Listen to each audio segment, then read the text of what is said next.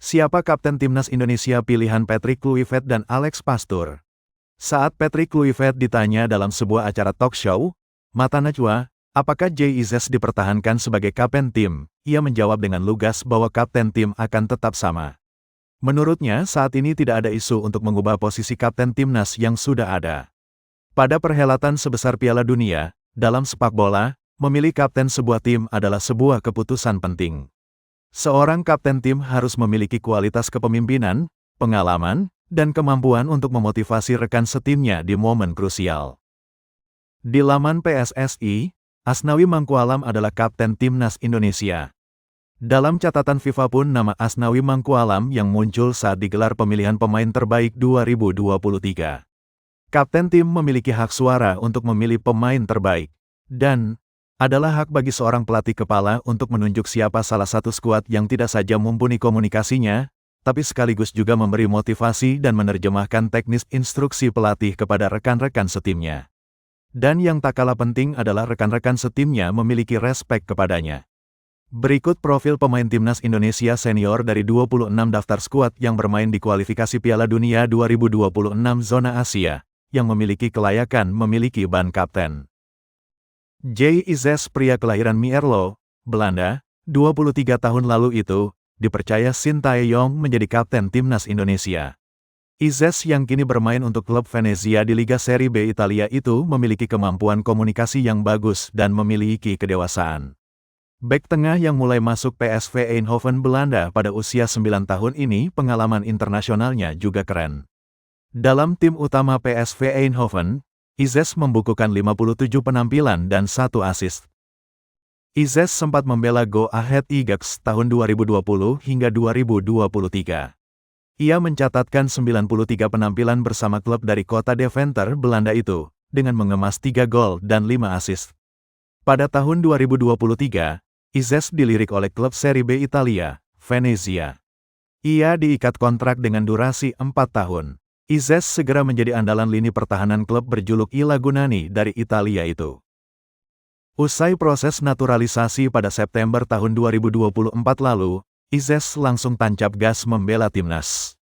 Tercatat Izzes telah melakoni 9 penampilan bersama timnas. Pada saat timnas laga tandang ke Jeddah, Arab Saudi, ia ditunjuk memakai ban kapten oleh Sintayong. Sejak memakai ban kapten itu, Izzes telah memimpin 5 laga dari 9 penampilan bersama timnas.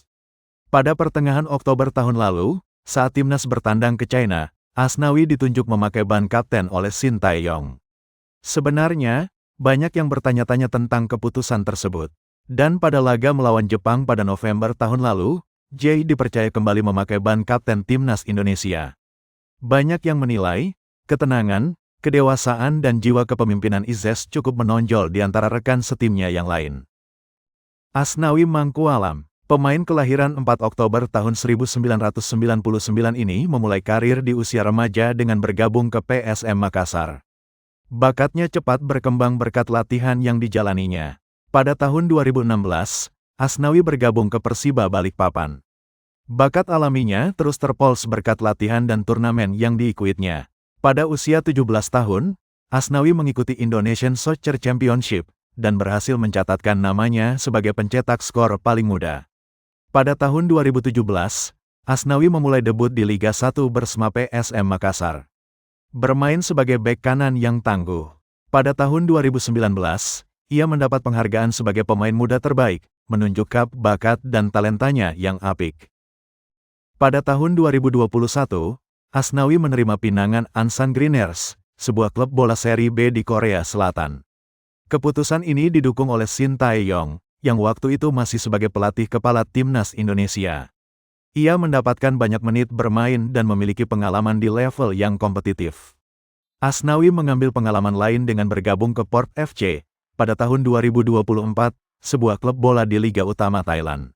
Sementara itu, di timnas Indonesia, Asnawi berperan aktif di semua kompetisi, mulai gelaran SEA Games hingga seri kejuaraan AFF.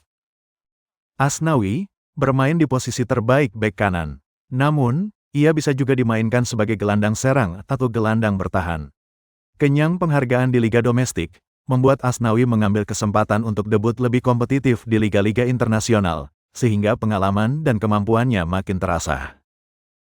Pratama Arhan, pemain kelahiran tanggal 21 Desember tahun 2001 ini cukup apik bermain di posisi bek kiri.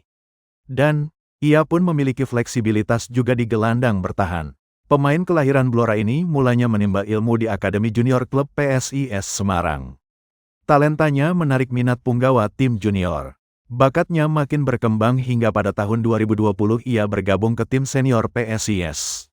Pada tahun 2021, Pratama Arhan dipanggil untuk membela timnas pada ajang kualifikasi Piala Dunia 2022 zona Asia. Penampilannya apik, terengginas dan tangguh, sehingga mendapat banyak pujian dari publik. Pratama Arhan, selanjutnya, tetap menjadi pemain yang selalu dipanggil timnas, meskipun pada tahun 2022 mulai muncul pemain naturalisasi. Kemampuannya mengeksekusi bola mati dari lemparan ke dalam adalah spesialisasinya yang terukur. Sejumlah gol-gol penting menjadi kunci penyelamat berkat asist lemparan jarak jauh ke dalam yang dilakukannya. Lemparan ke dalam yang dramatis dan ikonik ini dikenang oleh publik. Sebegitu ikoniknya, hingga ketika harus ada lemparan ke dalam, publik menginginkan Pratama Arhan lah yang melempar bola tersebut. Tahun 2022, Pratama Arhan memutuskan membela Tokyo Verdy, klub Liga kedua di Jepang. Ia mulai debut internasional di liga asing di level yang lebih kompetitif dan padat. Di klub tersebut, Pratama Arhan memiliki 4 caps. Pada tahun 2024, Pratama Arhan menerima pinangan Suwon FC, sebuah klub Liga 1 di Korea Selatan. Hanya saja, ia memiliki menit bermain sedikit, dan lebih banyak duduk di bangku cadangan. Tercatat, Pratama Arhan hanya sekali tampil selama 3 menit.